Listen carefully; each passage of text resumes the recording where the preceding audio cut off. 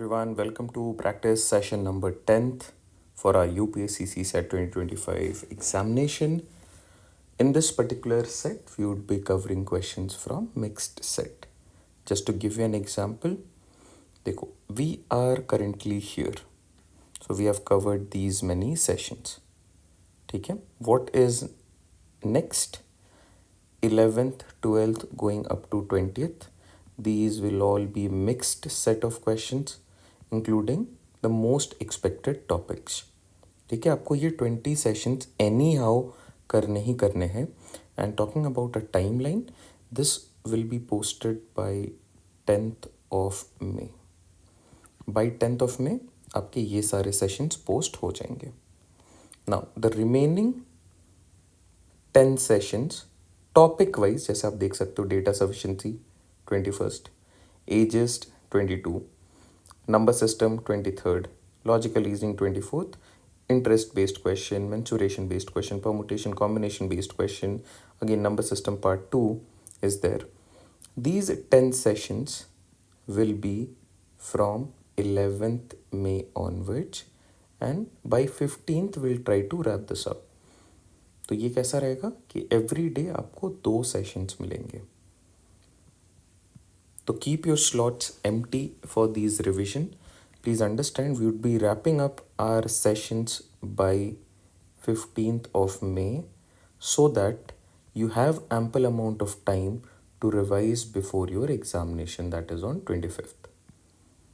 ठीक है? I hope you have covered up to the 10 practice sessions that we have uploaded. This is the 10th one. Chalo, let's start with the first question. How many numbers are there between 100 and 400? और ऐसे इसमें हमेशा ये दोनों included रहेंगे, विच either begin with और end with 3. तो पहले क्वेश्चन समझते हैं. या तो वो नंबर 100 से 400 के रेंज में होने चाहिए. तो whatever number we pick must be a 3 digit number. ठीक है, वो या तो 3 से स्टार्ट हो सकता है या फिर अगर वो 3 से एंड भी हो रहा है तो मैं वैसे नंबर्स को कंसिडर करूँगा. And I just need to figure out कि what is the number of such numbers. That's it. Okay, पहले मैं ज़रा लॉजिकल अप्रोचेस को डिस्कस कर लेता हूँ. Then I try to use the permutation concept to deal with this even faster. दोनों method discuss करूँगा, आप ध्यान देना. जैसे अगर मैं लार्जर चंक की बात करूँ तो क्या मैं इसको 300 से 400 के बीच में एंड टिल फोकसिंग टिल 399 इन पे स्टार्ट कर सकता हूँ. Because any of these numbers will always begin with 3.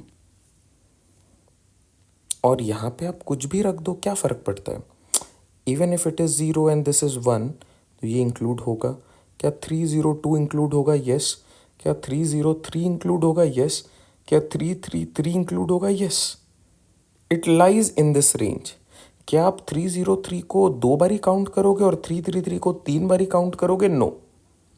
How many such number? This is 1 number, this is also 1 number. तो एक ही बार काउंट करोगे. अब आपको बस ये क्विकली सोचना है कि 300 से अगर मैं 399 तक नंबर्स काउंट करूं तो ऐसे कितने नंबर्स हैं जो 3 से स्टार्ट हो रहे हैं. तो आप बोलोगे there are 100 such numbers. 300 is one of them. Then 301, 302 going up to 399. तो 99 plus 1 we get 100 such numbers. ठीक है, अब आपको ये देखना है कि इस रेंज में, ये जो रेंज है that is 100 to 199, 200 to 299, then 300 to 400. इस रेंज में आपने इस वाले पार्ट को कवर कर लिया है. यहाँ पे मुझे 100 नंबर्स मिले. अब अगर आप इस वाले रेंज को कवर करने की कोशिश करोगे तो क्या पहले स्पॉट पे कभी भी 3 आ सकता है? नॉट पॉसिबल, क्योंकि हमेशा नंबर्स 1 से स्टार्ट हो रहे हैं. क्या यहाँ पे 3 आ सकता है? नो. तो अगर मैं इस पे अभी चलूँ तो मेरे लिए लास्ट पे या फर्स्ट पे 3 आना इंपॉर्टेंट है. तो 3 कहाँ कहाँ पे आ सकता है? 103 पे आएगा, 113 पे आएगा, 123 पे आएगा, 133 पे आएगा, 143 पे आएगा, है ना। ऐसे करते करते ये 193 पे आएगा। तो टोटल ऐसे कितने नंबर्स पॉसिबल होंगे?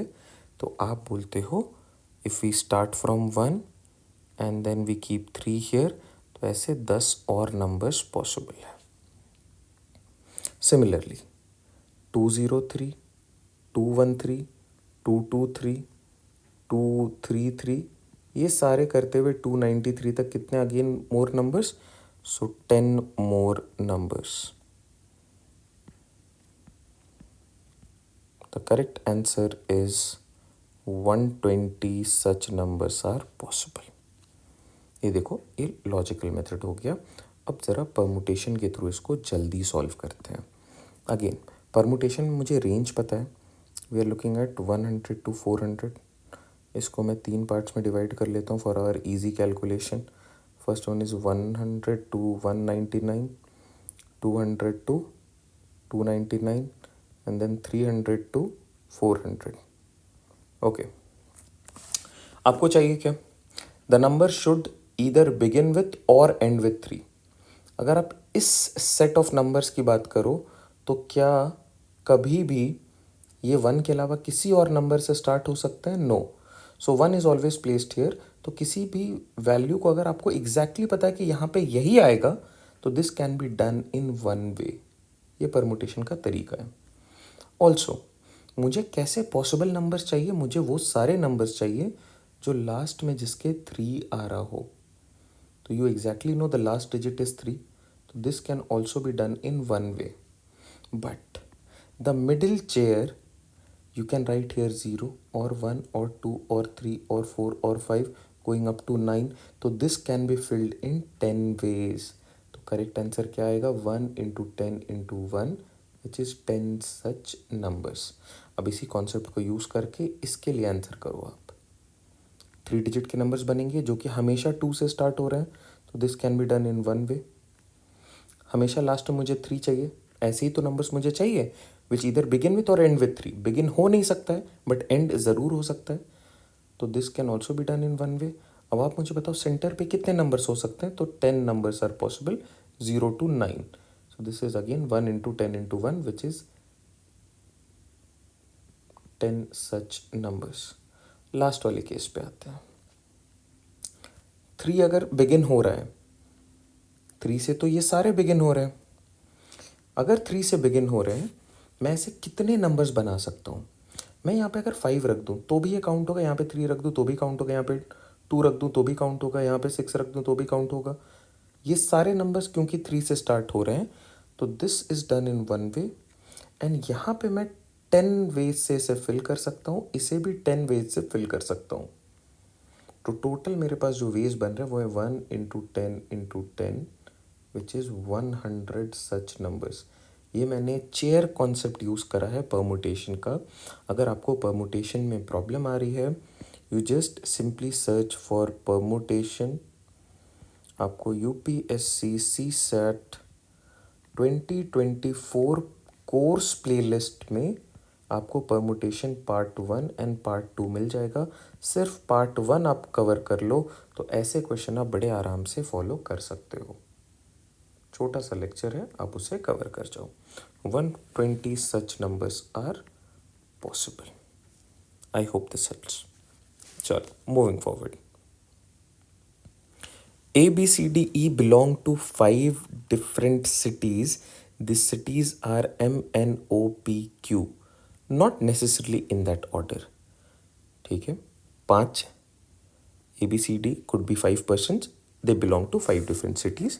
The cities' names are M, N, O, P, Q. Each of them come from a different city. ये बहुत इंपॉर्टेंट लाइन है। ये लाइन यहाँ पे ये इंडिकेट कर रहा है that unique coding is being followed, and unique coding के साथ साथ 1-on-1 coding is being followed. Now 5 elements हैं और 5 एलिमेंट सिटीज़ भी हैं, तो मैं यहाँ पे चार्ट ऐसे बना लूँगा। Persons A, B, C, D, E and cities M, N, O, P, and Q.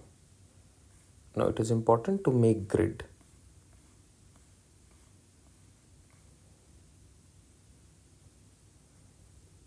Alright, जल्दी करते हैं इसको ज़रा.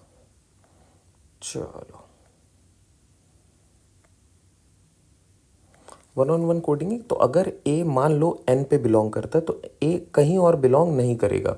B, if B belongs to P, then B cannot be positioned anywhere else. Okay.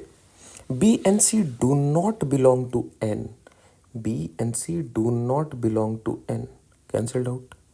B and E do not belong to M and O. B and E do not belong to M and O. Cross कर दो. A and C do not belong to O, P, Q. A and C do not belong to O, P, Q. A and C, O, P, Q. Okay, अब आपको दिख रहा है clearly कि C के लिए जो ओनली पॉसिबल सिटी है वो M है. C can belong to M. अगर C M से बिलोंग कर रहा है तो C cannot belong, M cannot belong to any other. तो दीज आर रूल्ड आउट. आपको अगर एक टिक मिल गया तो आपको हॉरिजॉन्टली एंड वर्टिकली बाकी सारी चीज़ों को कैंसिल आउट करना होता है. This is the basic rule. अब आप देख पा रहे हो A will be belonging to N. तो अगर यहाँ पे टिक मार्क किया है तो horizontally and vertically cancel out करो, तो रूल्ड आउट. लास्ट वाला देखो, D and E do not belong to N and Q. D and E do not belong to N and Q. तो E would be belonging to P और ये सारे cancel out हो जाएंगे.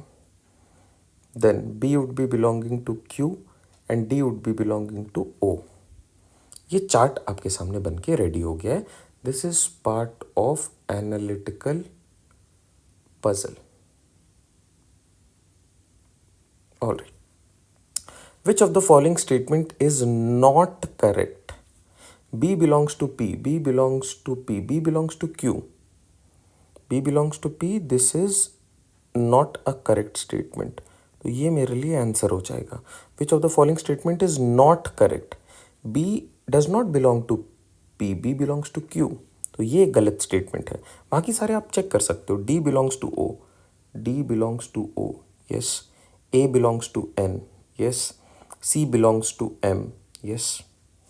ये तीनों स्टेटमेंट्स करेक्ट हैं. आपसे पूछा नॉट करेक्ट और incorrect, that is option A. Alright, moving ahead.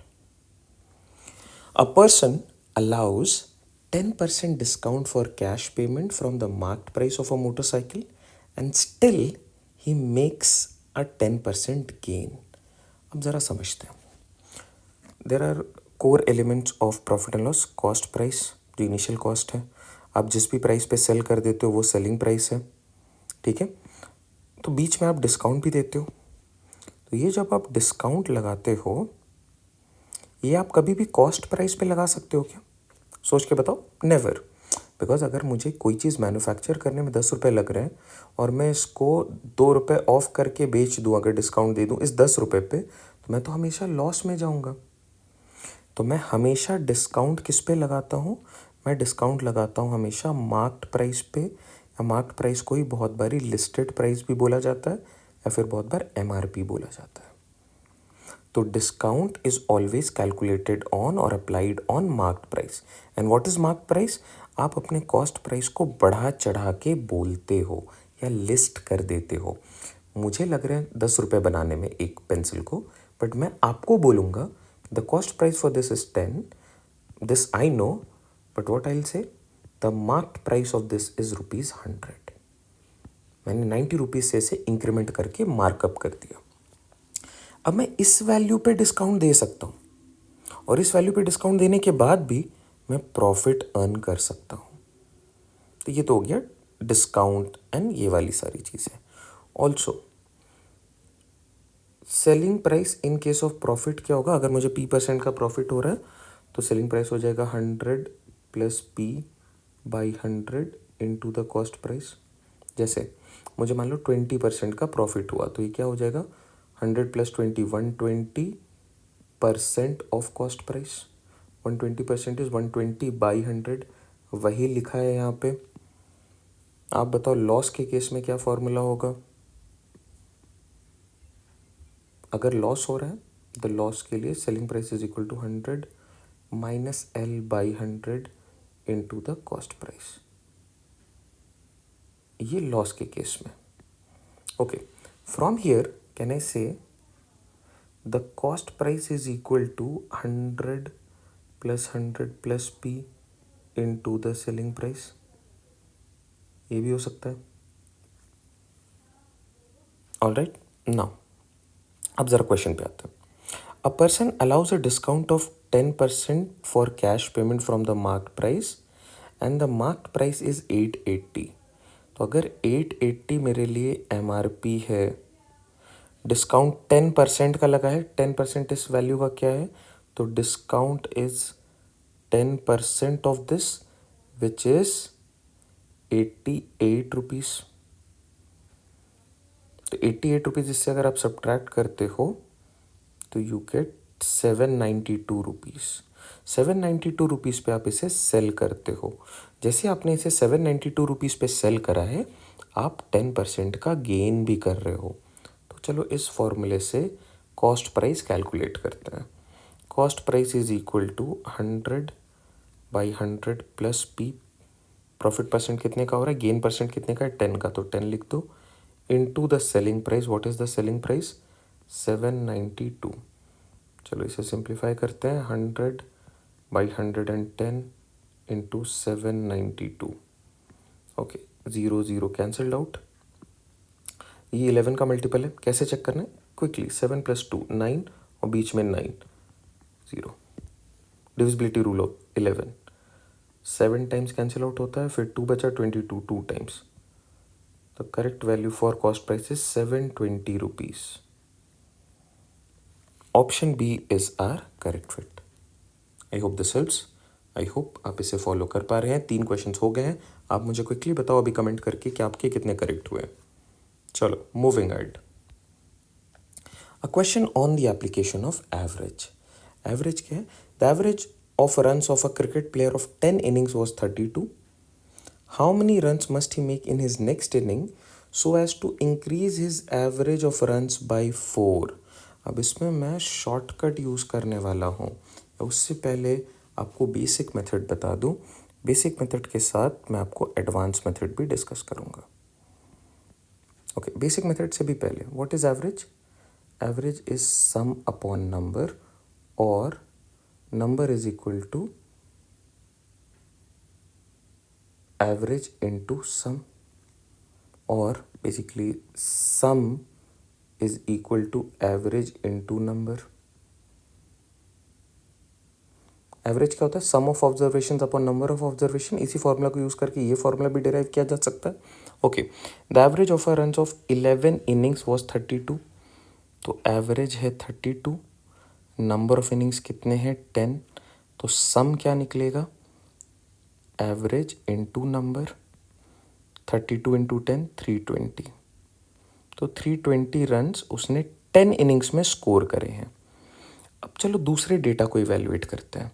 How many runs must he make in his next inning so as to increase his batting of average by 4 runs. तो इस बार ही average कितने हो गए? 4 runs अगर increase होगा तो 360 और 36, not 360, 4 add कर दिया।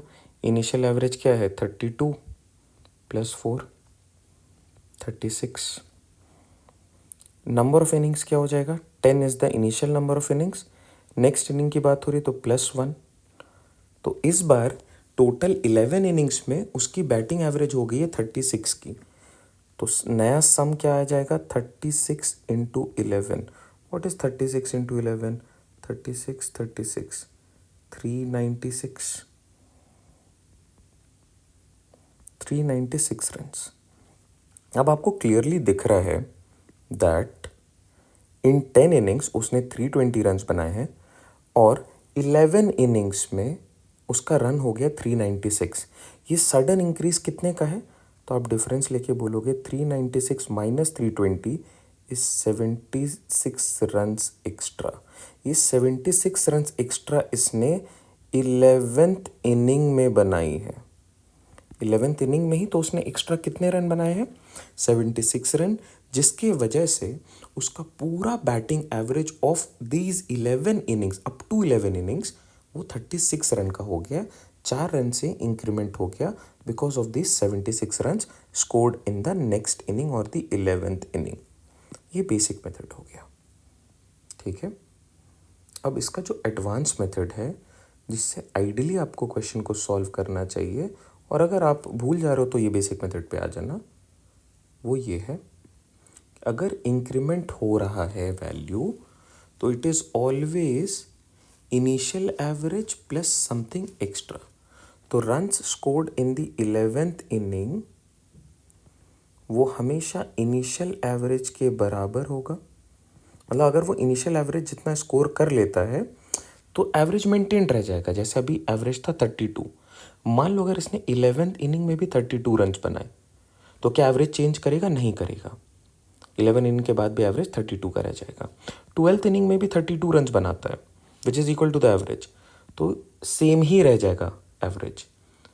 बट यहाँ पे आपको दिख रहा है कि इसका एवरेज 4 रन से इंक्रीज हुआ है, तो दैट मीन्स ये जो 11th इनिंग में रन बना रहा है ये इनिशियल एवरेज जितना रन तो बना ही रहा है प्लस एक्स्ट्रा भी कुछ रन बना रहा है, जिस एक्स्ट्रा की वजह से इसको पूरा अपलिफ्टमेंट हो रहा है। तो initial average is 32 runs plus extra, extra ये 4 रन्स बना रहा है in how many innings, total 11 innings. तो ये बन गया 32 plus 44 which is 76 runs. 76, option A is our correct fit.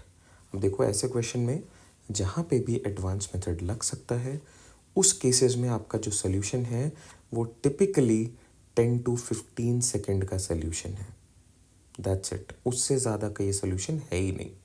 10 to 15 second is what you need. But हाँ, अगर आपको ये ध्यान में नहीं आ रहा है, always come back to the basic method, और इसमें भी 1 मिनट के अंदर अंदर ही सोल्यूशन आ जाएगा। चलो moving ahead. If go is equal to 32, she is equal to 49, then C set will be equal to what. मुझे ये दिख रहा है यहाँ पे 2 एलिमेंट्स हैं, यहाँ पे 2 एलिमेंट्स हैं, 1-on-1 कोडिंग। यहाँ पे 3 एलिमेंट, यहाँ पे 2 एलिमेंट, तो 1-on-1 कोडिंग नहीं हो रही है। ऐसे question, this is part of coding, decoding, part of LR, क्या करना होता है उस पर काम करते हैं। गो के लिए वैल्यू क्या आ रही है? 32। कैसे आ रहा है देखते हैं। अल्फ़ाबेटिकल ऑर्डर में अगर मैं एलिमेंट्स को लिखूं तो ए के लिए वैल्यू होती है 1, बी के लिए वैल्यू होती है 2, एंड सिमिलरली जेड के लिए वैल्यू होती है 26, जी के लिए वैल्यू यहाँ पे आएगी 7, ओ के लिए वैल्यू है 15। ये मुझे ध्यान में है। अगर मैं इन दोनों को ऐड भी कर दूं तो क्या मैं 32 तक जा पा रहा हूँ? नहीं। तो ये एक्चुअल में जो इनके कोड्स हैं उसके बेसिस पे तो नहीं हो रहा है। इस कोड का रिवर्स देखते हैं। जैसे ए के लिए रिवर्स में क्या आएगा? तो ए के लिए रिवर्स में आएगा जेड, बी के लिए रिवर्स में आएगा वाई, जेड के लिए रिवर्स में क्या आएगा? ए। कैसे देखा जाता है? आप लगाते हो यहाँ पे रूल ऑफ 27 ऑपोजिट और रिवर्स लेटर्स के लिए। रूल ऑफ 27 क्या कहता है? अगर ए और जेड ऑपोजिट्स हैं तो ए की वैल्यू जेड की value should be equal to 27। कोई भी वैल्यू आप पिक कर लो, जैसे m is at 14, m is at 13, तो m और n ऑपोजिट्स होते हैं, तो n इज एट 14, इन दोनों को ऐड करा यू गेट 27। तो रिवर्स के लिए मैं क्या कर सकता हूँ? मैं 27 से 7 को माइनस करूँगा तो 20, 27 से 15 माइनस करूँगा तो 12। अब देख लो क्या इनका समेशन 27 हो रहा है? यस। तो ये रिवर्स है। अब अगर मैं रिवर्स वाले कोड का सम ले लूँ तो this is equal to 32, 20 plus 12। Now I know the logic. अब मुझे लॉजिक पता है तो मैं क्विकली क्वेश्चंस पे जंप करूँगा। SHE is equal to 49। आप बताओ व्हाट इज द कोड और ranks. S is at 19, H is at 8, E is at 5। Reverse बोलो। 27 minus 19 is 8, 27 minus 8 is 19. 27 minus 5 is 22. 22 plus 8 is 30. 30 plus 19 is 49. तो अगर मैं इनका सम कर दूं तो ये 49 के बराबर आ रहा है। Now I know the logic कि हाँ ये एग्जैक्टली फिट हो रहा है। और आप यहाँ पे ऐसे भी देख सकते हो, this is 27, this is 27, this is 27। चलो एक्चुअल क्वेश्चन के लिए सॉल्व करते हैं। सी सेट रैंक्स बोलो आप, 3rd, 19th, 1st and 20th। Reverse बोलो, ये कोड है। What is the reverse? 27 minus 3 24, ये 8, ये 26 और ये 7। ऐड करते हैं ज़रा, 24 और 26 50, 8 7 15 65। Upon adding this is equal to 65। Option B is our correct fit. Coding decoding एक बहुत ही इंपॉर्टेंट टॉपिक है आपके अपकमिंग एग्जामिनेशन के लिए। इसके प्रैक्टिस क्वेश्चंस को, प्रैक्टिस सेट्स को, टॉपिक को आप बहुत अच्छे से कवर कर लो। इसके PYQs को अच्छे से कवर कर लो। I know it is easier to tackle, but इसके जितने भी क्वेश्चन बन सकते हैं आप सारे को ट्राई कर लो। Okay, go is at 32, she is at 49। Same logic है जैसा अभी हमने कवर करा है। Go is 32, she is 49। How will you code UPSC? UPSC codes बताओ आप। कोड्स U के लिए 21, P के लिए 16, S के लिए 19, C के लिए 3। अब आप देख पा रहे हो मुझे कोड्स ध्यान में है। आपको अगर नहीं भी ध्यान में है, आप एग्जामिनेशन स्टार्ट होने से पहले A to Z सारे लेटर्स के कोड लिख के रख लो। ये डेफिनेटली आपको हेल्प करेगा। मुझे एग्ज़ाम में ये प्रूव नहीं करना है कि मुझे सारी चीज़ें याद है। नहीं भी याद है, I just need to refer to them and make my calculation faster. Ideally suggested है कि आप याद कर लो। नहीं हो रहा है तो आप लिख तो सकते हो ना एग्जाम के पहले, so that you can always fall back and reflect to this and use them in actual calculation. अब आप रिवर्स के लिए क्या करते हो? 27 से माइनस करते हो, तो ये 6 आ जाएगा, ये आ जाएगा 11, ये आ जाएगा 27 8 और ये आ जाएगा 24। 24 and 6 is 30, 30 and 11 is 41, 41 and 8 is 49। तो UPSC के लिए जो समीशन बन रहा है that is 49। Option C is our correct fit. Alright, इस पर्टिकुलर सेशन में मैंने आपको डिटेल प्लान दे दिया है रिगार्डिंग आवर प्रैक्टिस सेशंस। आप उनको अच्छे से कवर करो and make it a point कि इस बार आपका जो एग्जामिनेशन है CSAT उसमें आप 100% कॉन्फिडेंट रहो। कीप सॉल्विंग, ये लास्ट फेज़ है। अभी आपको बिल्कुल प्रैक्टिस छोड़ना नहीं है। जितना ज़्यादा एफर्ट आपने पूरे ईयर डाला है उसको अभी बिल्कुल नहीं छोड़ना है। Keep revising the concepts and always be in a loop of solving problems. ये आपको डेफिनेटली 20-25 डेज़ का जो अभी का आपका मेहनत है ये ज़रूर रंग लाएगा और आपको ये हेल्प करेगा। Alright, wishing you all the best. Take care everyone, happy learning.